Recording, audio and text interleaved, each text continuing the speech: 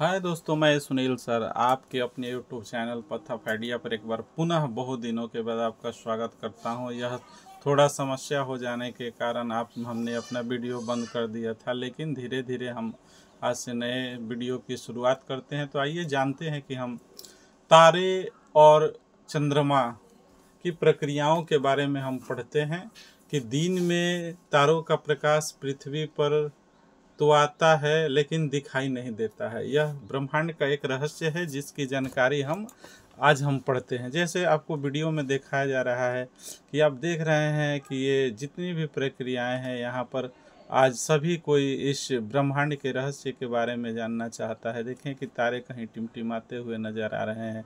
ये प्रकृति की प्रारूप को समझता हुआ दिखाई दे। हम सभी जानते हैं कि तारे जो होते हैं असंख्य हैं, और तारों का आकार जो होता है सूर्य के आकार से कई लाख गुना बड़ा होता है। चूँकि तारे जो होते हैं हमारे पृथ्वी से कई लाख करोड़ की दूरी पर हैं, जिसको स्पष्ट रूप से ज्ञात करना संभव नहीं है। अभी तक कुछ कुछ बातें स्पष्ट हुई हैं, लेकिन यह एक अनुमान है और अनुमान के आईने में हम लोग देखते हैं तो हम जानते हैं कि तारे जो होते हैं प्रकाश का एक प्रत्यक्ष स्रोत होते हैं, और तारों को अपना प्रकाश होता है। और सूर्य भी एक तारा है। सूर्य के अंदर नाभिकीय संलयन की अभिक्रिया होती है, जिसके फलस्वरूप ऊर्जा की एक विशाल राशि उत्पन्न होती है। और पृथ्वी का जो हिस्सा सूर्य के सामने जाता है वहाँ पर दिन, और जो हिस्सा ढक जाता है वहाँ पर रात होती है।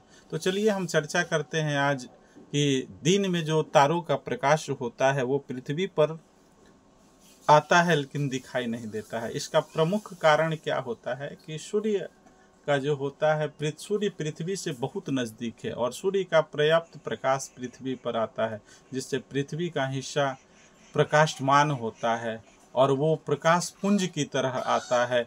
और हम जानते हैं कि जो पृथ्वी है यह सूर्य के प्रकाश से लौकिक हो जाती है। यानी कि दिन में आप देख रहे हैं तरह तरह के आयोजन होते हैं, लोग घूमते फिरते हैं मस्ती करते हुए, लेकिन जो ही रात होता है सूर्य का प्रकाश यानी कि पृथ्वी का जो हिस्सा सूर्य से के प्रकाश से ढक जाता है वहाँ रातें हो जाती हैं। क्योंकि हम जानते हैं कि सूर्य का प्रकाश जो होता है प्रचुर मात्रा में पृथ्वी से के पास आता है नज़दीक होने के कारण, और लगभग यह जो है नज़दीक है।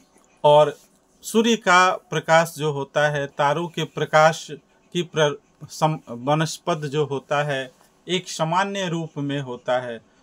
चूँकि तारे पृथ्वी से बहुत दूर हैं और सूर्य पृथ्वी से बहुत नज़दीक है, फलस्वरूप क्या होता है कि तारे जो होते हैं उनका प्रकाश पृथ्वी पर दिखाई देता है।